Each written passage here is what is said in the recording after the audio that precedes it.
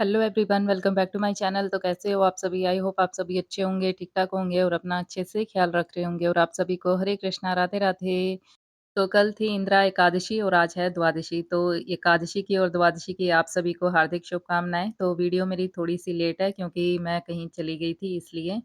तो आज द्वादशी भी है और संडे भी है, तो बच्चों की छुट्टी है, बच्चे अभी सो रहे हैं, तो पहले मैं जो है गोपाल जी को स्नान करवा लेती हूँ क्योंकि जब बच्चों ने स्कूल या कॉलेज जाना होता है, तो पहले मैं उनका टिफ़िन तैयार करती हूँ। अगर आप मेरी रेगुलर वीडियो देखते हो तो आपको पता ही होगा। तो पहले उनका टिफ़िन वगैरह तैयार कर लेती हूँ मैं और उनको स्कूल कॉलेज भेज देती हूँ और फिर उसके बाद जो है गोपाल जी को स्नान करवाती हूँ।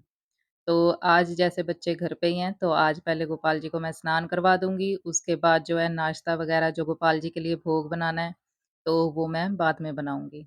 तो चलिए अब करवा लेते हैं गोपाल जी को स्नान। तो गोपाल जी के स्नान वाले जल में मैंने थोड़ा-सा गुलाब जल डाल लिया है, केवड़ा जल भी मैं डाल लेती हूँ, लेकिन केवड़ा जल जो है काफ़ी दिनों से ख़त्म हो रखा है, तो वो भी मुझे लेके आना है। तो नवरात्रों की भी अभी शॉपिंग मुझे करनी है, तो केवड़ा जल भी मैं तभी ले आऊँगी जब नवरात्रों का सामान लेके आऊँगी। तो गोपाल जी के स्नान वाले जल में मैं जो है गुलाब जल डाल लेती हूँ, केवड़ा जल डाल लेती हूँ और गंगा जल और तुलसी पत्ता तो मैं पहले ही डाल देती हूँ जब मैं पूजा की तैयारी कर रही होती हूँ। तो उसी टाइम जो है गंगा जल भी मैं इसमें डाल लेती हूँ। तो बस गोपाल जी का स्नान तो हो गया और अब इनका कर देते हैं श्रृंगार। तो आपको मेरी आवाज़ चेंज आ रही होगी, वो इसलिए क्योंकि मेरा माइक पता नहीं क्यों ख़राब हो गया, क्या हो गया है। तो इसलिए मैं कभी माइक लगा रही हूँ, कभी हटा रही हूँ कि कैसे आवाज़ जो है मेरी ठीक लगेगी। क्योंकि अगर बिना माइक से भी मैं वॉइस ओवर कर रही हूँ, तब भी थोड़ी जो है आवाज़ ख़राब आ रही है। तो प्लीज़ आपसे रिक्वेस्ट है कि ये जो वॉइस की थोड़ी-सी गड़बड़ी है, इसको थोड़ा-सा एडजस्ट कर लेना आप। तो बस गोपाल जी का स्नान और श्रृंगार सब हो गया और इनको जो है मैंने इत्र भी लगा दिया है। तो आज इनको जो इत्र मैंने लगाया है, ये गुलाब का इत्र लगाया है। तो ये वाला जो इत्र है गुलाब का, ये काफ़ी टाइम से रखा हुआ था, तो मैंने सोचा चलो आज यही लगा दिया जाए और शालिग्राम ठाकुर जी को मैंने चंदन का इत्र लगा दिया है। तो वैसे तिलक लगाने से पहले लगाना चाहिए, लेकिन मैं भूल गई थी, तो मैंने चलो लगा दिया फिर भी। और बस अब ये सारा सामान जो है सँभाल लिया जाए, अपनी-अपनी जगह पे इसको मैं रख दूँगी और ये जो जल है इसको मैं डाल देती हूँ लोटे में। और ये जो स्नान वाला जल है गोपाल जी का, तो ये जो है जैसे कि मैं तुलसी जी में डाल देती हूँ, लेकिन आज जैसे कि द्वादशी है, तो द्वादशी वाले दिन तो हमें भूल के भी तुलसी महारानी में जल नहीं देना चाहिए।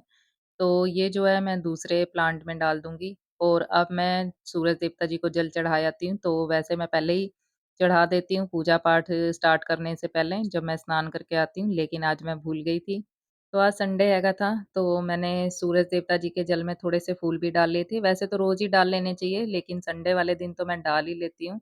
तो वैसे जब भी मैं सूरज देवता जी को जल चढ़ाती हूँ, तो उसमें जैसे थोड़ा-सा गंगा जल डाल लेती हूँ, अक्षत डाल लेती हूँ और कुमकुम भी डाल लेती हूँ। तो बस अब फटाफट से जो है जोत जगा लेते हैं। जोत तो वैसे जग ही रही है क्योंकि आज द्वादशी है, एकादशी और द्वादशी वाले दिन जो है हस्बैंड सुबह जोत जगा देते हैं। तो अगर आप मेरी रेगुलर वीडियो देखते हो तो आपको पता ही होगा कि जो पाठ है मैं जैसे करती हूँ सुबह के टाइम, तो जैसे कि वार के हिसाब से कर लेती हूँ। आज संडे है तो आदित्य हृदय स्तोत्र का पाठ करूँगी मैं। और भगवद गीता जो है मैं शाम के समय पढ़ूँगी क्योंकि पितृ पक्ष चल रहा है, श्राद्ध का टाइम चल रहा है, तो भगवद गीता हमें ज़रूर पढ़नी चाहिए। वैसे रोज़ ही पढ़नी चाहिए, मैं वैसे रोज़ ही पढ़ती हूँ। पर लेकिन ये होता है कि जैसे कभी सुबह टाइम नहीं मिलता तो मैं शाम के समय भी पढ़ लेती हूँ। तो बस जो भी पूजा के बर्तन थे जैसे लोटा वगैरह हो जाता है गोपाल जी को जिससे मैं स्नान वगैरह कराती हूँ, तो वो मैंने सारे धो के रख दिए हैं बर्तन और अब मैं पीऊँगी चाय और चाय पीने के बाद मैं जो है गोपाल जी के लिए बनाऊँगी भोग। तो आज द्वादशी है, तो द्वादशी वाले दिन जो है चावल बनते हैं, तो चावलों का भोग लगाया जाता है गोपाल जी को, तो मैं बनाऊँगी आज गोपाल जी के लिए कढ़ी चावल। तो चाय पी के मैं आ गई हूँ और अब मैं जो है कढ़ी रख दूँगी बनने के लिए। तो हस्बैंड जो है एकादशी का व्रत रखते हैं, तो एकादशी का जो व्रत का पारण होता है, वो हमें चावल खा के ही जो है पारण करना होता है एकादशी के व्रत का। तो इसीलिए जो है द्वादशी वाले दिन जो है चावल बनाए जाते हैं, गोपाल जी को भोग लगाया जाता है और फिर प्रसाद हम खुद खाते हैं। तो ऐसे हो जाता है एकादशी के व्रत का पारण। तो बस अब मैंने यहाँ पर जो है दही निकाल लिया है, तेल गरम होने के लिए मैंने रख दिया है। तो मैं जो है दाल-सब्ज़ी ज़्यादातर सरसों के तेल में ही बनाती हूँ। तो दही को मैं अच्छे से फेंट लूँगी, पहले इसमें डाल लिया जाए थोड़ा-सा बेसन, तो 4 से 5 चम्मच जो है मैं इसमें बेसन डाल लूँगी और अब इसको व्हिस्कर से अच्छे से मिक्स कर लूँगी। तो ये जो दही बेसन का घोल होता है, अगर इसको हम अच्छे से फेंट लेते हैं, तो कढ़ी जो है उतनी अच्छी बनती है, टेस्टी बनती है। तो इसको मैंने अच्छे से फेंट लिया था, पानी भी इसमें मैंने डाल लिया है और ये है तड़के के लिए जैसे जो सामान चाहिए वो मैंने ले लिया है। जीरा हो गया, मेथी हो गई, साबुत धनिया, कसूरी मेथी होगी और थोड़ी-सी साबुत लाल मिर्च भी ले लिया है। तो तेल गरम हो गया था, इसमें मैंने थोड़ी-सी हींग भी डाल दी है क्योंकि कढ़ी में जो है हींग का स्वाद भी काफ़ी अच्छा लगता है। तो मेथी दाना हो गया, साबुत धनिया हो गया, तो इसके बिना जो है कढ़ी अधूरी होती है, तो मेथी दाने का तड़का जो है कढ़ी में काफ़ी स्वाद लगता है।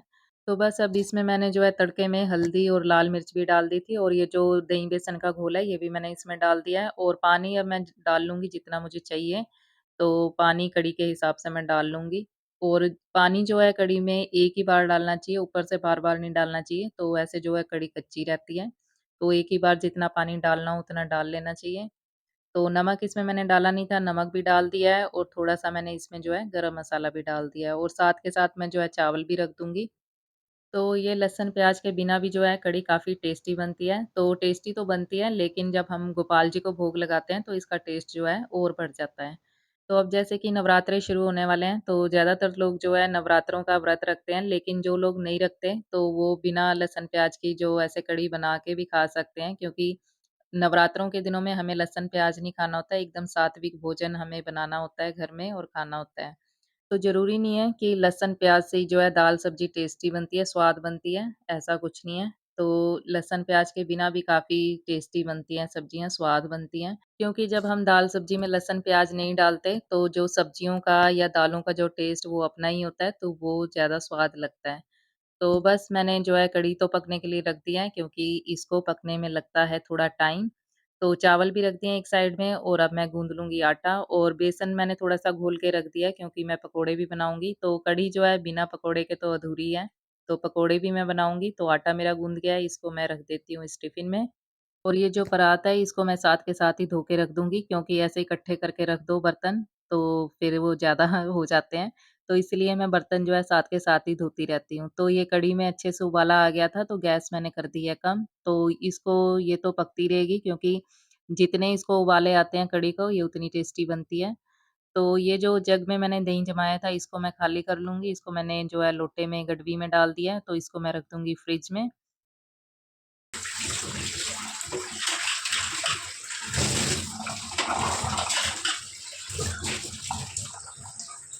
तो बच्चे जब उठते हैं तो थोड़ा-सा गुनगुना पानी वो भी पीते हैं, उनको भी आदत है, शहद डाल के थोड़ा-सा पी लेते हैं। तो मैं तो जो है सुबह उठ के सिंपल पानी ही पीती हूँ, थोड़ा-सा गुनगुना करके, लेकिन बच्चे जो हैं थोड़ा बहुत शहद वगैरह डाल लेते हैं।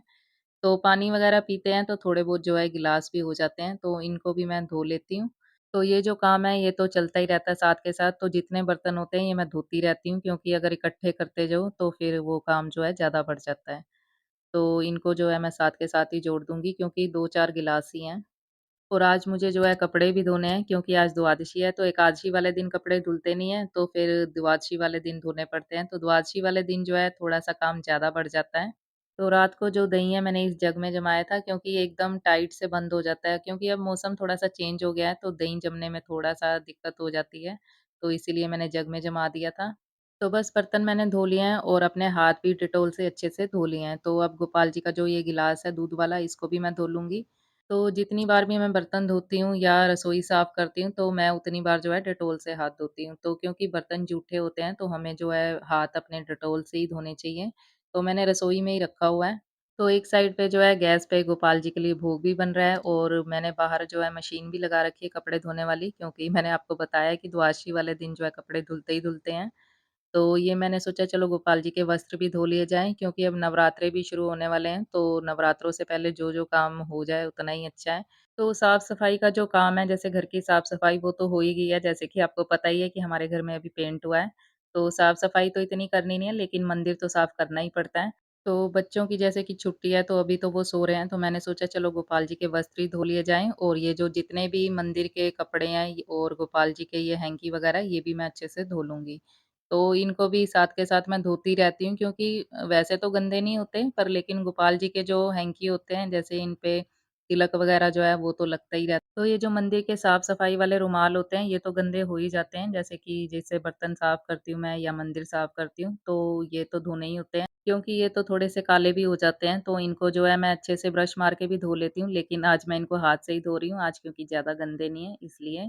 तो गोपाल जी के जो हैंकी है वो तो ऐसे ही थोड़ा-सा बस मस लो हाथ से तो ये साफ़ हो जाते हैं क्योंकि इन पे जो है थोड़ा-सा चंदन तिलक वग़ैरह ही लगा होता है इसलिए। तो बस ये तो मैंने अच्छे से सरफ़ से धो दिए हैं और अब इनको नितार के जो है मैं बाहर धूप में डाल दूँगी। तो वैसे निकाल के मैंने कल के ही रखे हुए थे, कल इसलिए नहीं धोए थे क्योंकि धूप नहीं निकली थी इसलिए। तो आज सुबह जो धूप है काफ़ी अच्छी निकली है तो मैंने सोचा चलो पहले इनको ही धो के डाल दिया जाए क्योंकि फिर मौसम का पता नहीं होता किस टाइम बदल जाए।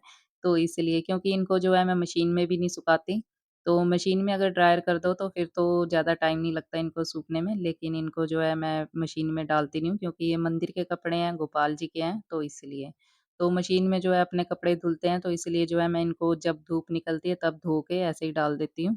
तो आज जो है दीपक जी की भी छुट्टी है, तो दूध लेने के लिए जा रहे थे, लेकिन जैसे कल मैंने आपको बताया कि बारिश वाला मौसम था, बारिश भी हुई थी, तो धूप देख के इनका मन कर गया लेटने का क्योंकि धूप अभी सुबह के टाइम की है तो काफ़ी अच्छी लग रही है। तो थोड़ी देर बाद जो है यही धूप काफ़ी तेज़ लगने लग जाएगी। फिर काम करना भी मुश्किल हो जाता है, तो इसलिए मैं ज़्यादातर जो है जैसे सुबह के टाइम ही ये जो बाहर के काम होते हैं वो कर लेती हूँ गर्मियों के टाइम में।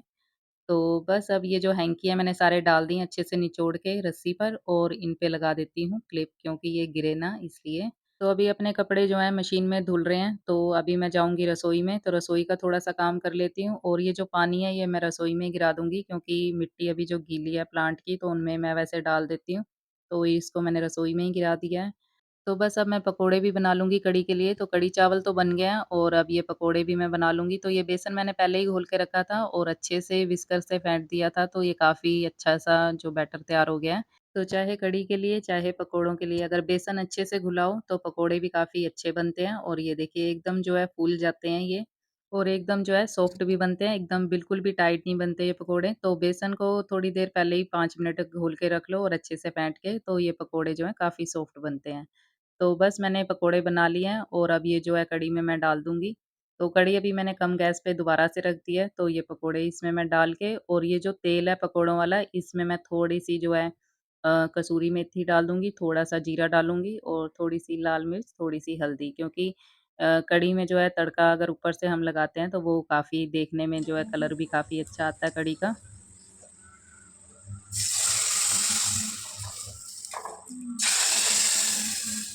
तो लीजिए तड़का भी लग गया और अब गोपाल जी के लिए निकाल लेते हैं भोग। तो यहाँ पर मैंने हस्बैंड को ही कहा है, दीपक जी को कि आप भोग निकाल के और पंखे के नीचे रख दो ताकि ये जो है ठंडा हो जाए।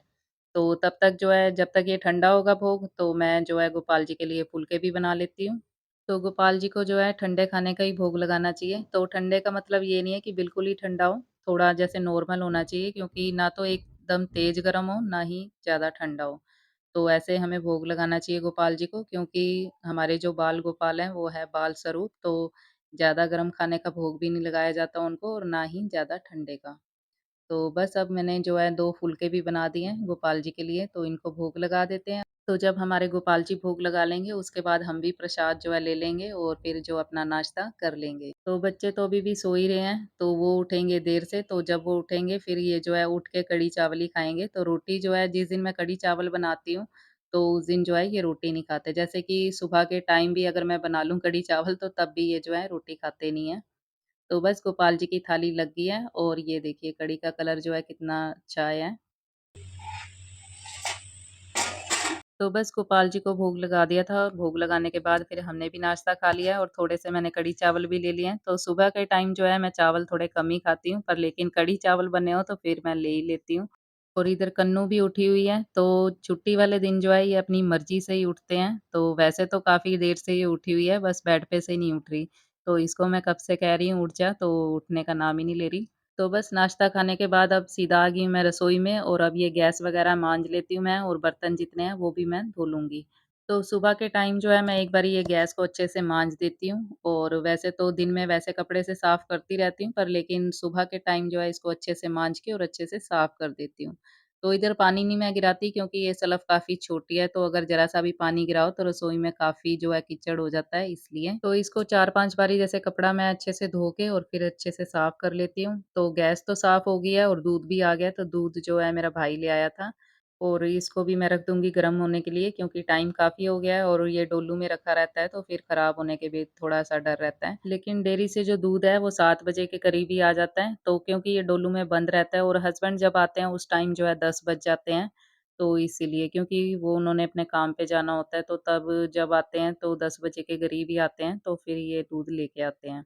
तो इसलिए ये बंद पड़ा रहता है, तो फिर थोड़ा-सा डर रहता है कि खराब ना हो जाए। तो बस इसको मैंने रख दिया गरम होने के लिए और अब ये जो थोड़े से बर्तन हैं, ये भी मैं धो लूँगी।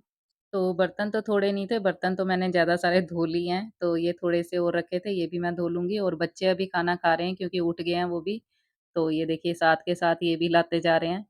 तो जब भी जैसे दाल-चावल बनाओ, कढ़ी चावल वगैरह बनाओ, तो चावल जब बनाओ तो फिर बर्तन जो है काफ़ी हो जाते हैं। तो घर के ये जो काम है कभी ना खत्म होने वाले, तो ये तो सारा दिन चलते ही रहते हैं। ये नहीं है कि अभी हो गया सुबह का काम तो अब दिन में हम जो है फ्री हैं। तो दिन में भी काफ़ी काम होता रहता है और जिस दिन बच्चे घर पे हों तो उस दिन तो फिर ज़्यादा ही हो जाता है। तो बस ये जो है चकला बेलन वगैरह भी मैंने धो लिया है, तो सुबह के टाइम जो है ये सारे बर्तन मैं एक बारी धो लेती हूँ और इनको अब रख देती हूँ मैं बाहर धूप में। तो ये सिंक वगैरह भी अच्छे से माँज लूँगी क्योंकि सिंक वगैरह साथ के साथ माँजते रहो, जितनी बार भी बर्तन धो उतनी बार इन इसको माँज लेना चाहिए। क्योंकि हम अगर इसको माँज लेते हैं तो इस पे जो है पानी के निशान नहीं बनते, तो अगर इसको साथ के साथ ना माँजे तो जो वैसे तो चाहे गंदा हो ना हो, पर लेकिन पानी के जो निशान हैं उससे ये गंदा लगने लग जाता है। तो बस अब अच्छे से मैंने इस पे कपड़ा भी मार दिया है और अब ये जो अच्छे से नितार के धो के मैं डाल दूँगी इसको भी धूप में। तो साफ-सफाई के लिए जो है मैं होज़री का कपड़ा ही लेती हूँ। तो हस्बैंड की जैसे बनियान वग़ैरह होती है वो जो ख़राब हो जाती है तो वो मैं जो है साफ-सफाई में यूज़ कर लेती हूँ। तो बस फ्रिज वग़ैरह के ऊपर से भी मैंने अच्छे से कपड़ा मार दिया, साफ़ हो गया और अब रसोई का काम तो हो गया, यहाँ पर दूध भी गर्म हो गया है, इसको मैं ढक के रख देती हूँ। तो जब ये ठंडा हो जाएगा तो फिर इसको मैं फ्रिज में रख दूँगी। तो बस अब ये जो कपड़े हैं ये भी साथ के साथ धुल ही रहे थे मेरे बर्तन जब मैं धो रही थी। तो ये जो है अब मैं डालाऊँगी छत पर क्यों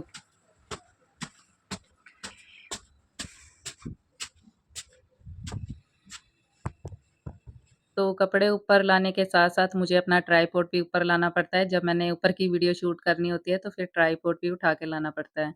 तो बस अब फटाफट से ये भी मैं डाल दूँगी सूखने के लिए, उसके बाद जो पोछा या झाड़ू है, वो उसका काम करेंगे बच्चे। तो बस यहीं तक थी आज की ये वीडियो। उम्मीद करती हूँ आपको वीडियो अच्छी लगी होगी। अगर अच्छी लगी है, तो लाइक, शेयर और सब्सक्राइब ज़रूर कर लीजिए मेरे चैनल को और कमेंट बॉक्स में अपने अच्छे-अच्छे सुझाव देना बिल्कुल मत भूलिए। मिलते हैं नेक्स्ट वीडियो में, तब तक के लिए हरे कृष्णा, राधे-राधे।